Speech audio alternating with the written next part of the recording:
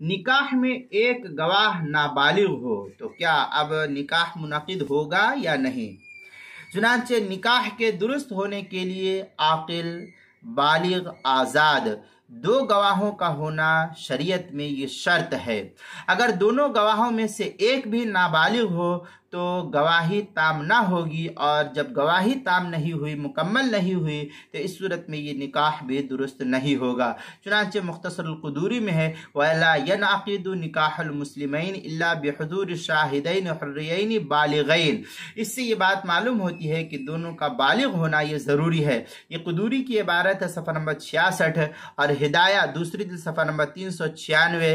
اسی طریقے سے فتاوی ہند کے اندر ہے وَيَشْتَرِطُ العدد فلا ينعقد النکاح بشاہد واحد۔ یہ فتاوی ہندیہ کتاب النکاح کی عبارت ہے جو زکریا بک ڈپو دیوبند کا ہندی نسخہ ہے، اس کی پہلی جلد صفحہ 367۔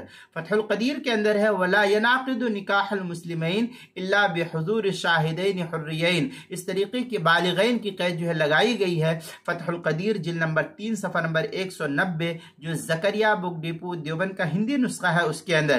اسی طریقے سے جو ہے الجوہرۃ النیرہ اس کی جو ہے تیسری جلد صفحہ نمبر 5 جو مکتبہ تھانوی دیوبند سے چھپا ہوا نسخہ ہے اس کے اندر۔ کتاب المسائل اس کی چوتھی جلد صفحہ نمبر 116 اور 117 پر اس کو نقل کیا گیا ہے، وہاں دیکھ سکتے ہیں۔